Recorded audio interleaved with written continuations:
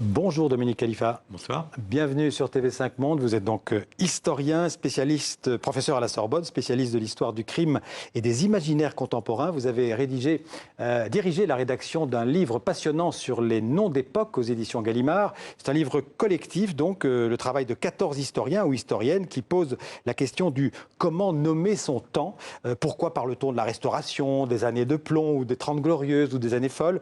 Ces noms d'époque, ce sont ce que les historiens appellent un chrononyme, c'est ça? Les linguistes, effectivement, ont baptisé ce nom chrononyme de nom du temps.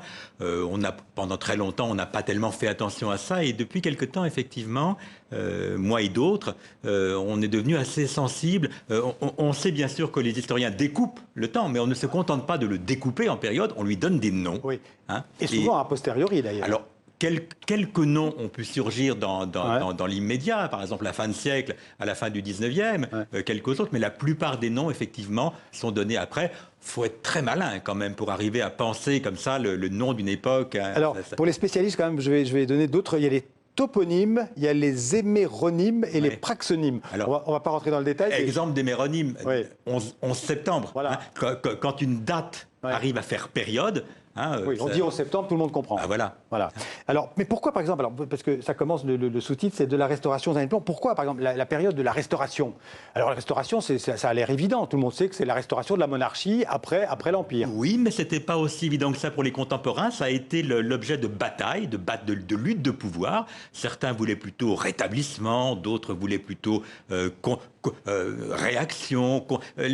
En fait, ces mots sont souvent porteurs, effectivement, d'enjeux de pouvoir qui parviennent parfois à susciter des conflits assez brutaux. Alors, par exemple, les années folles, on rappelle que les années folles, c'est les années de folie après la Première Guerre mondiale. En fait. Absolument, absolument. Alors, c'est marrant parce que vous dites que ça a été appelé les années dorées, par exemple, en Allemagne, les années rugissantes en Italie. Roaring Twenties aussi aux États-Unis et en Italie. Donc, comment dirais-je, les noms ont changé en fonction des langues, des pays. Voilà, alors un des grands intérêts de ce livre et de cette recherche a été de voir aussi dans quelle mesure ces noms pouvaient être un peu universels, pouvaient circuler ou pas circuler. Certains parviennent effectivement à faire sens dans des langues différentes ou dans des cultures différentes. Par exemple, notre belle époque française, elle marche relativement bien. Elle marche en Italie, elle marche au Brésil, elle est comprise partout, mais la plupart des noms sont quand même des noms nationaux. Par exemple, 30 glorieuses, que nous connaissons tous en France, ça ne marche dans aucune autre langue du monde. 30 glorieuses, c'est typiquement franco-français. Alors, les 30 glorieuses, on rappelle que c'est les 30 années entre 45 et 73, plus ou moins. Des années de croissance, de progrès, de consommation, effectivement, après la Seconde Guerre mondiale. Alors, vous consacrez un chapitre, c'est vous qui l'avez rédigé, à l'entre-deux-guerres.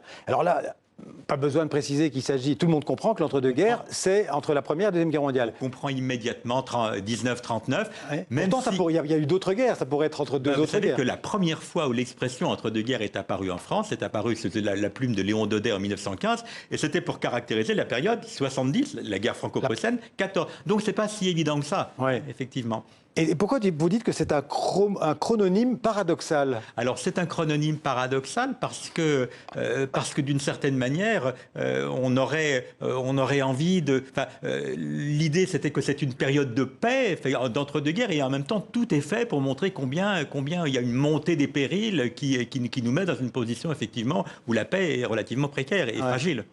Alors on a l'impression parfois quand même que ces dénominations, on peut les appeler comme ça, sont artificielles ou contestables. Alors, elles sont toujours contestables. Les 30 glorieuses n'ont pas été une période de glorieuse pour tout le monde. Je rappelle que dans les années 50, l'abbé Pierre vient encore pour signaler que c'est une catastrophe de la pauvreté, etc. Donc, si on veut bien regarder, les 30 glorieuses vont peut-être effectivement rétrécir comme peau de chagrin. On sait très bien que la belle époque a été une période de tension sociale et de pauvreté, etc. Qui donne ces noms, en fait? Qui les donne? La plupart du temps, c'est un des objets du bouquin, de l'enquête. La plupart du temps, ce sont soit parfois quelques auteurs, par exemple, un des très beaux articles montre que la notion de Gilded Age, l'âge doré, l'âge plaqueur aux États-Unis, les années 1870-1900, c'est le romancier Mark Twain qui l'a inventé, mais c'est très rare. La plupart du temps, effectivement, ça procède de l'air du temps, d'un journaliste inspiré, d'un bon mot.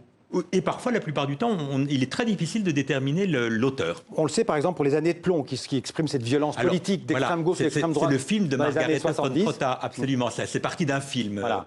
C'est le film qui a donné le nom à ces années 70. Absolument, sauf que le film était allemand et que c'est surtout en Italie que la chose va prendre avec les fameuses brigades rouges. Avec le terrorisme d'extrême gauche et d'extrême droite. On peut dire que nommer un temps ou une période de l'histoire, c'est jamais neutre. C'est jamais neutre. De toute façon, nommer n'est jamais neutre. Les mots sont porteurs d'imaginaire, de dramaturgie, de théâtralité qui portent quand même une... Et donc c'est pour ça qu'il est important, non pas de vouloir s'en débarrasser, on va toujours utiliser ces noms, mais de les utiliser en connaissance de cause. Ouais. Alors il y a plein d'autres périodes, hein. Il y en a 14, hein. Il y a la Movida espagnole, voilà. C'est fantastique, c'est la période qui a succédé à la mort du général Franco. C'est ce mouvement de culture un petit peu effervescente que Almodovar, que le cinéma d'Almodovar incarne. Il y a le Risorgimento, c'est-à-dire c'est la Renaissance italienne. Tout le mouvement de l'unité italienne, effectivement. Comment est-ce qu'on appellera notre époque? Vous avez une idée Alors... Bah oui, je me suis posé la question, évidemment, en fin de bouquin.